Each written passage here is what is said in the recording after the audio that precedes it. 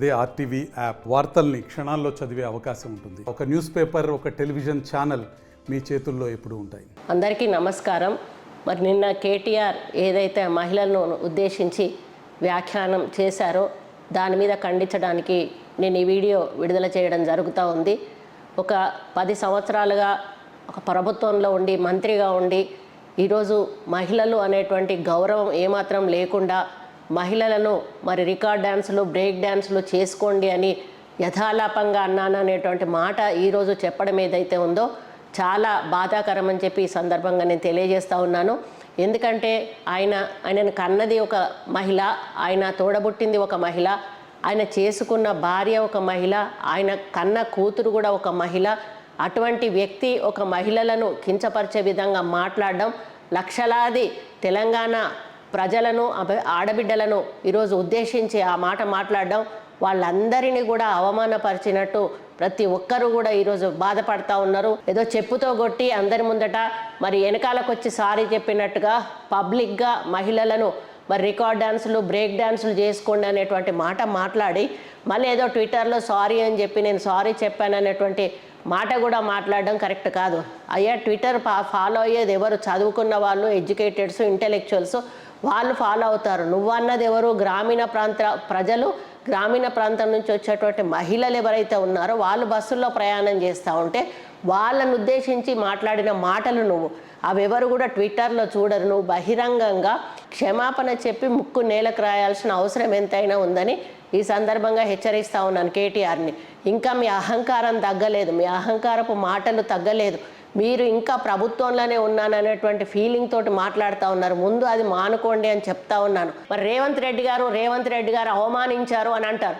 ఆయన అక్కలు అని గౌరవంగా మాట్లాడారు, కానీ నీలాగా రికార్డ్ డ్యాన్స్లు వేసుకోమనో లేకపోతే బ్రేక్ డ్యాన్స్లు వేసుకోమనో మాట్లాడలేదు.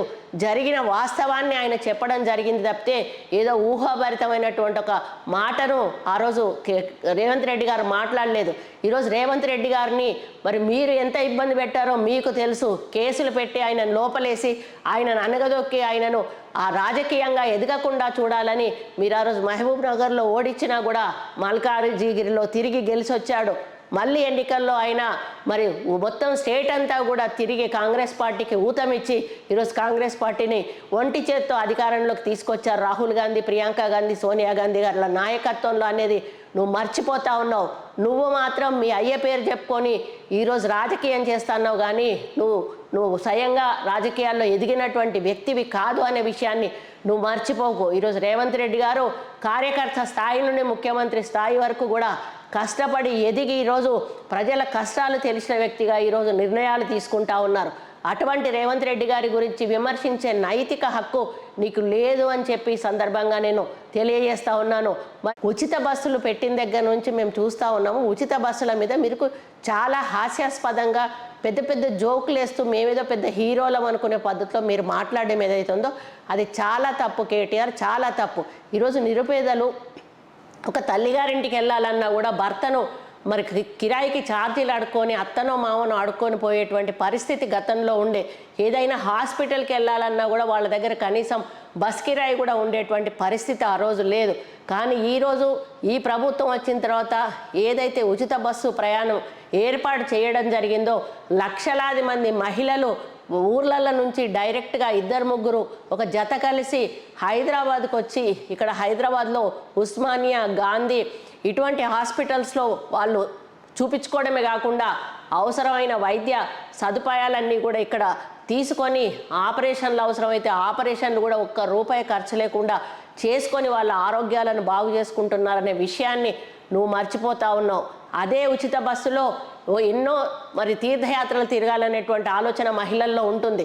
కానీ వెళ్ళాలంటే ప్రజలకు డబ్బులు లేక వాళ్ళ దగ్గర మరి అడుక్కోలేక దేవుడి మీద భక్తి ఉన్నా కూడా పోలేనటువంటి మహిళలు ఈరోజు ఒక గ్రూప్ లాగా తయారై ఈ తీర్థయాత్రలు తిరిగి దేవుళ్ళందరినీ కూడా దర్శించుకొని రావడం జరుగుతూ ఉంది. అటువంటి మహిళలను పట్టుకొని ఈరోజు నువ్వు బ్రేక్ డ్యాన్స్లు, రికార్డింగ్ డ్యాన్స్లు అని మాట్లాడడం ఏదైతే ఉందో వాళ్ళను పూర్తిగా మహిళా జాతిని ఈరోజు నువ్వు అవమానపరిచినట్టుగా నేను భావిస్తూ ఉన్నాను. ఆ అలవాటు నీకుంది. నువ్వు అధికారంలో ఉన్నప్పుడు మరి బ్రేక్ డ్యాన్సులు నువ్వు క్లబ్బులలో, పబ్బులలో వేసినటువంటి అలవాటు నీకున్నది, ఆ యొక్క చరిత్ర నీకున్నది. అది ఈరోజు మరి తెలంగాణ మహిళల మీద రుద్దడం ఏదైతే ఉందో అది కరెక్ట్ కాదు. నువ్వేసుకో రికార్డు డ్యాన్సులు కానీ ఇంకొకసారి తెలంగాణ మహిళల గురించి కానీ ఉచిత బస్సు ప్రయాణాల గురించి కానీ మాట్లాడితే మర్యాదగా ఉండదని చెప్పి ఈ సందర్భంగా నిన్ను హెచ్చరిస్తా ఉన్నాను. రైతుల గురించి ప్రేమ ఒలకబోస్తా ఉన్నట్టు మొత్తం తెలంగాణ రాష్ట్ర ప్రజల మీద మాకున్నటువంటి ప్రేమ ఎవరికీ కూడా లేదు అనేటువంటి పద్ధతిలో మీరు మాట్లాడుతున్న మాటలు వింటా ఉంటే మరి జోక్లాగా అనిపిస్తూ ఉంది తప్పితే దయ్యాలు వేదాలు వల్లించినట్టుగా ఉంది. ఎందుకంటే 10 సంవత్సరాల కాల పరిమితిలో మీరు అధికారంలో ఉన్నారు, తెలంగాణ మీ చేతిలో పెట్టారు ప్రజలు. అయినా కూడా మీరు రైతులకు ఈ సమయత్తు సహాయం చేయకపోగా వాళ్ళు ఆత్మహత్యలు చేస్తున్నామని వాళ్ళని పట్టించుకోలేదు. వాళ్ళకు రైతులకు రుణమాఫీ ఒక కాలంలో చేయలేదు. అదేవిధంగా పంట నష్టం ఎన్ని రకాలుగా మరి ఆ ప్రకృతి విలయతాండవం చేసినప్పుడు పంట నష్టం పోయినా కూడా ₹1 పంట నష్ట పరిహారం కూడా ఇచ్చినటువంటి పాపాన మీరు పోలేదు. అటువంటి వాళ్ళు ఈరోజు రైతుల మీద ప్రేమ ఒలకబోయడం ఏదైతే ఉందో అది చాలా హాస్యాస్పదంగా ఉందని చెప్పి నేను కేటీఆర్కి తెలియజేస్తా ఉన్నాను. మరిన్ని వీడియోస్ కోసం ఛానల్ ని సబ్స్క్రైబ్ చేయండి, లేటెస్ట్ అప్డేట్స్ కోసం వాట్సాప్ ఛానల్ ని ఫాలో చేయండి అండ్ లింక్ డిస్క్రిప్షన్ లో ఉంది.